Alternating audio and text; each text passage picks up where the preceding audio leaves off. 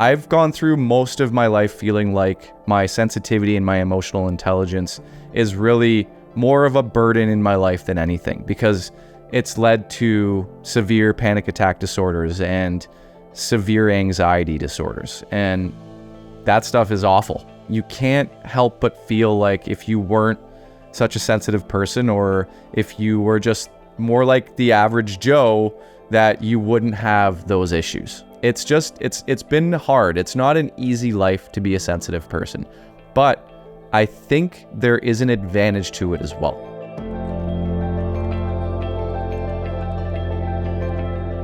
It still sucks at times, and don't get me wrong, I don't walk around every day thinking, oh, it sucks to be an emotional person, and it sucks to be a sensitive person. That's not how it works. Your sensitivity leads to anxiety. Your sensitivity leads to people pleasing. Your sensitivity leads to a lot of issues. I'm 38 years old. I'm almost 40, and it's taken me this long to really start to think about, what does being a sensitive person mean to me right now? What does being an emotionally intelligent person mean to me right now in my life right now? And I've recently made this connection, which is crazy, that my emotional intelligence and my sensitivity is probably what has gotten me this far in my career so far. My storytelling ability is really what has allowed me to do what I do for 15 years. And I think without my emotional intelligence, I wouldn't be where I am today.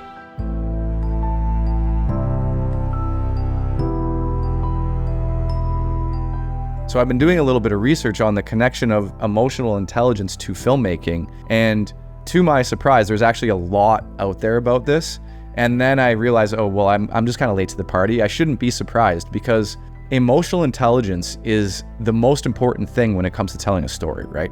Like, we have to understand how we connect to other humans, and we have to understand human emotion in order to successfully tell a story, in order to connect to other humans. And then the natural thought progression there was straight to AI and thinking about, will AI be able to do this at some point? And I don't think it will. I think they're always going to try with AI, obviously, to make it as human as possible.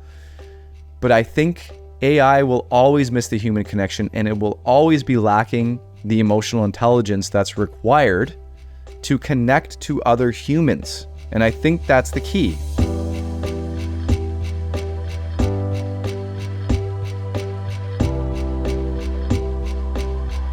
I think we have to understand how important that human connection is, and I think it's only going to continue to be more and more important. I think because of social media, we're just becoming colder and colder, and we're losing that human connection.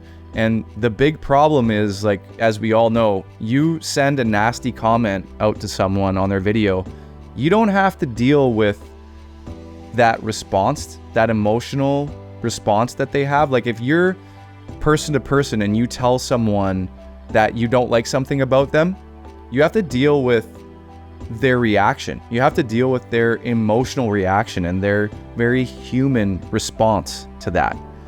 When you are commenting online, you don't get that. You don't see their response. They're feeling that, but you don't have to deal with it as the person who sent that out.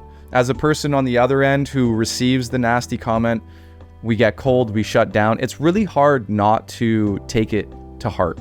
For a sensitive person especially, it's really hard. I just think that there's this weird thing happening in our society right now where we don't really understand anymore how emotional we are, because we have to block it out. There's so much going on in the world. There's so much bad happening in the world that we have to become cold. We have to shut down. Then we watch a movie that has a lot of emotion in it. Most movies do have a lot of emotion in it, and we start to feel something again. We start to feel like a human again. Maybe sometimes we cry, maybe sometimes we get scared, we get angry, whatever. All of the emotions, that's what filmmaking is. I just find it strange and also fascinating that we live in this time where we still seek out TV shows and movies that make us feel, right? Like, we like to feel emotion. I think inherently we like to feel emotion, but at the same time, the world is in such shambles that we have to harden and we have to shut down.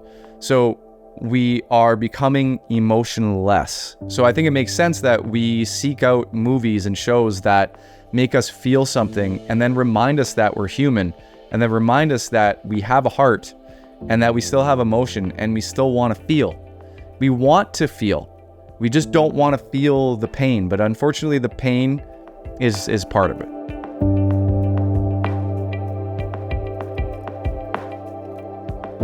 Speaking from like a career standpoint, if you're an emotional person, a sensitive person, an emotionally intelligent person, and you feel like the world is sort of falling apart around you and you don't know where your career is going to go, because I've felt like that. I think that we're going to find that there is opportunity out there for sensitive people and for emotionally intelligent people. More and more, with AI becoming more and more prevalent, we're going to need sensitive people and emotionally intelligent people to keep us connected to each other. There's something there. There is something there, because this means that you can connect to your audience on a deeper level. It means that you can connect to your customers on a deeper level. Whatever the situation is for you, I think that storytelling from the heart, storytelling with the human connection, things that aren't written by AI, that's the future. I think that's what we're going to lean on. So, follow me along my journey, because this is all stuff that I am just starting to tap into and accept myself. Thanks for watching, and remember, you're not alone in this. I got you.